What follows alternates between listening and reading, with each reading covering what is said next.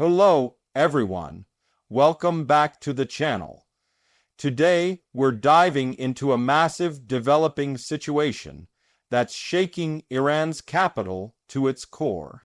Tehran, a city of nearly 10 million people, is now facing what experts call zero day, the moment when the water supply becomes unavailable for the population. This isn't just a shortage, this is a full-scale emergency. The water lines have been shutting down across key districts, pressure has dropped to historic lows, and the government has officially declared emergency mode. In this video, we're going to break down what led to this moment, how bad the crisis is, what the government is doing, and what this could mean for the region, the economy, and the people who depend on these water systems every single day. Tehran has always lived on the edge when it comes to water, but this time the situation is far more dangerous than past shortages. Over the last decade, rainfall has consistently declined, temperatures have risen, and Iran's main reservoirs have dropped to critical levels. Satellite imagery from several agencies shows that major dams feeding Tehran have lost more than half their capacity. Dry riverbeds and shrinking lakes tell the same story. The water that once sustained millions is disappearing. The government has repeatedly warned about overconsumption, mismanagement, and the effects of climate change, yet the measures taken were never enough to stop the downward spiral. The cracks in the system began showing months ago. Residents in western districts reported weak water pressure, and rural areas outside the city began experiencing full-day outages. Engineers attempted to rebalance the network by rerouting supply, but that only delayed the inevitable. As summer heat pushed consumption even higher, the reserves that were already dangerously low began to drop faster than expected. What was originally projected to be a shortage for late winter suddenly arrived early, catching both officials and the public off guard. Now Tehran is on the brink of zero day, the moment when the taps run dry. This isn't an exaggeration.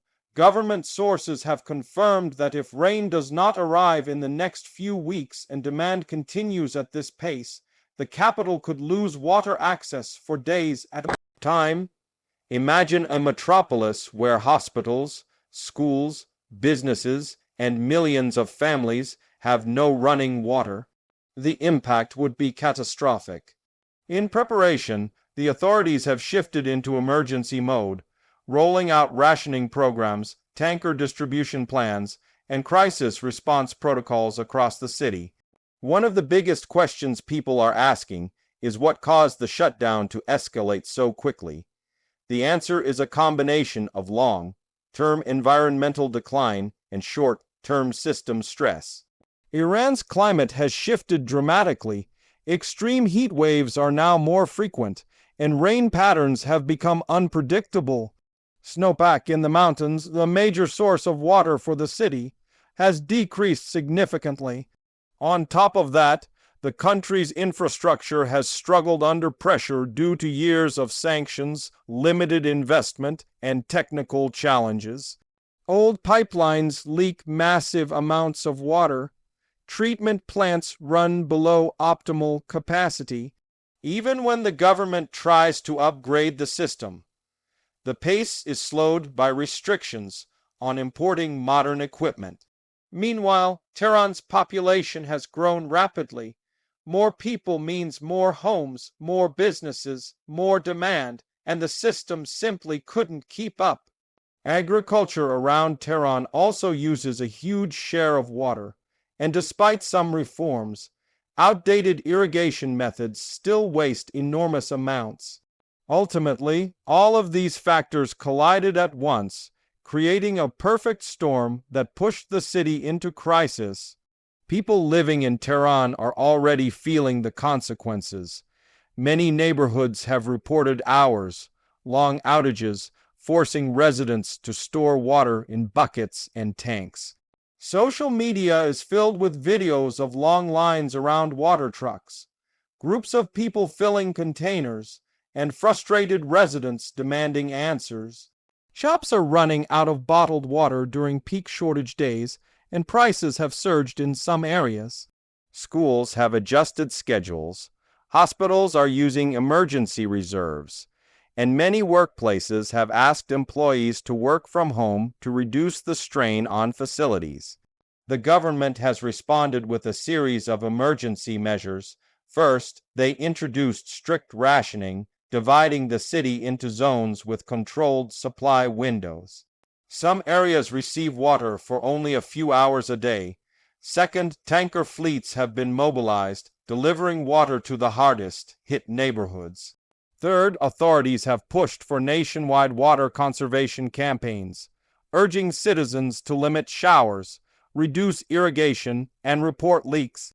Official statements assure the public that every effort is being made to avoid a complete shutdown. Still, many residents feel these measures came too late. What's more concerning is the political pressure the crisis is creating. Water has always been a sensitive issue in Iran, and past shortages have triggered protests in multiple provinces.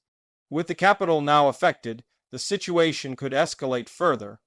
Analysts warn that if the water supply collapses completely for even 1 or 2 days, public anger could surge. The government is working hard to avoid that scenario, but the clock is ticking, and the reality is that natural replenishment simply isn't happening fast enough. The broader implications go far beyond daily routines. Tehran's water crisis could disrupt major industries, including manufacturing, healthcare, and essential services. Factories that rely on water for cooling or production may be forced to scale back operations. Restaurants and food businesses may be unable to maintain hygiene standards. Hospitals would be stretched to their limits if outages last longer than their emergency reserves. Public transportation hubs, such as bus terminals and metro stations, also require water for basic sanitation. If these systems break down, the entire city's functioning could be affected. Regionally, the crisis raises alarms about long-term stability. Water scarcity has been a growing concern in the Middle East, and Tehran's situation highlights just how fragile urban infrastructure can be when climate pressures intensify. Neighboring countries, facing similar challenges, are watching closely. Environmental experts have warned for years that water shortages could become a driver of conflict, migration, and economic instability.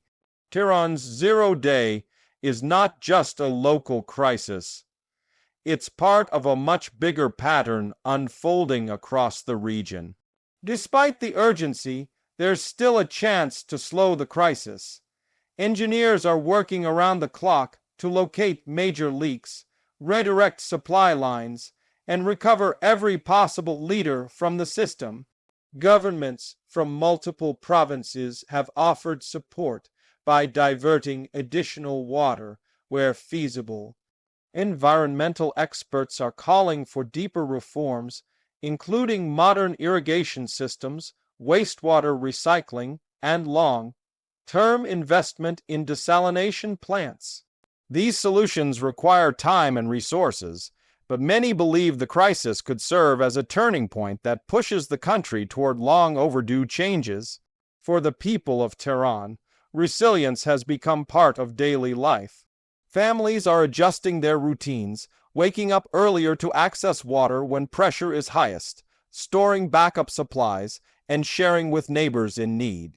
Community groups have formed to help elderly residents who cannot carry heavy containers. Social solidarity is strong, but everyone knows it cannot replace a functioning water system. The uncertainty is exhausting, and the fear of a complete shutdown hangs over the city like a shadow. As the crisis continues, the world is paying attention. Videos, reports, and testimonies from Tehran are circulating widely, drawing global concern. Environmental organizations are using this moment to highlight the urgent realities of climate change. News outlets are covering the unfolding situation, and international experts are offering insights on how Iran might navigate the crisis. The pressure on the government to act fast and effectively has never been greater. What happens next depends on several factors: upcoming weather patterns, the effectiveness of rationing, the pace of infrastructure repairs, and public cooperation with conservation guidelines. If rain arrives soon, the situation might stabilize temporarily.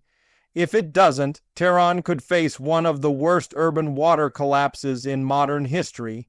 The coming weeks will determine whether zero-day becomes a reality or a narrowly avoided disaster. One thing is certain: this crisis is a wake-up call not only for Iran, but for the entire region.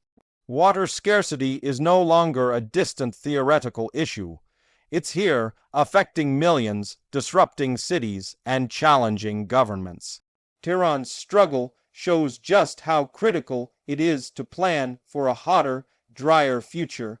Climate adaptation, infrastructure investment, and sustainable water management are no longer optional. They are essential for survival.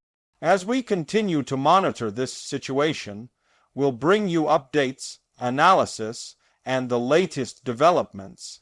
The story is evolving quickly, and there's a lot more to uncover about the deeper causes and the long-term consequences. If you want a follow-up video on the political, environmental, or humanitarian impact of this crisis, let me know in the comments.